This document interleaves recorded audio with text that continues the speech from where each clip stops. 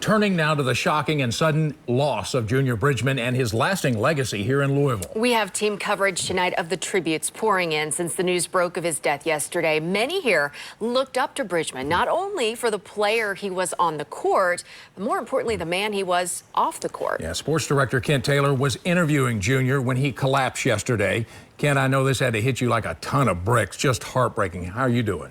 Yeah, hanging in there. You know, Junior, he was an icon. For me, he was kind of a superhero. You hear all the tales of his playing days at U of L, and there's still plenty of people who say that 1974-1975 Final Four team was the best in school history. So I was honored when they asked me to interview Junior yesterday as part of the program for the Leadership Luncheon for Scouting. Junior actually flew in yesterday morning from Naples. I had talked with him at the reception before the event. I sat at his table for the luncheon, and when the two Eagle Scouts, who are the MCs, were introducing us, you know, they said Kent Taylor with like two things, and then they're rattling off a few pages of accolades about Junior. And I looked back at him sitting at the table, and he was like, time out, enough already about me, which is kind of textbook Junior. He didn't love to talk about himself.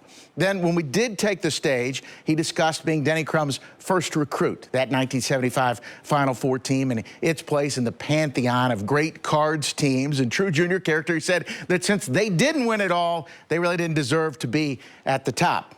I asked him about his ties to scouting. He discussed his memories that his two sons had of the experience. He said he had asked them both for their top 3 memories. And then he stressed to the crowd the importance of giving. And this shows you a lot about who Junior was. He told a powerful story about going to a scouting meeting with his mom and his brother when he was a kid. He said that when the lady said that the uniforms were $1.25, he knew that they wouldn't be doing it because his mom couldn't afford that. And then just when I was asking him about the Milwaukee Bucks and his career there, he motioned to me and he said, I think I'm having a heart attack. And it took me for a second. Then I went over to him. I walked over to him and he said, I think I'm having a heart attack. And I was like, is there a doctor? I called for a doctor. I rushed out looking for an AED. The people in the crowd rushed to his side. And moments later, or after they got him on the ground on the stage, that he suffered a massive heart attack. Nothing could be done for him. His loss not just felt here in Louisville, but all over the country. You know, you heard NBA stars, Shaq talking about him last night. They turned to him for business advice. I remember running into him one year in the paddock at the Derby, and he had Chauncey Billups with him because Chauncey was one of his guests in town that he brought for his big Derby party and also to host up in the mansion. And for those of us fortunate enough to get to spend a little time with Junior, we were really the lucky ones.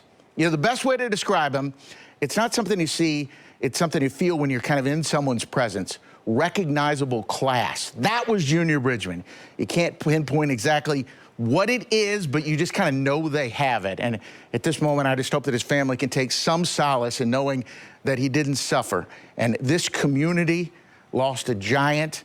I didn't know him all that well, but I considered him a friend and a hero. And we're all going to miss Junior Bridgman.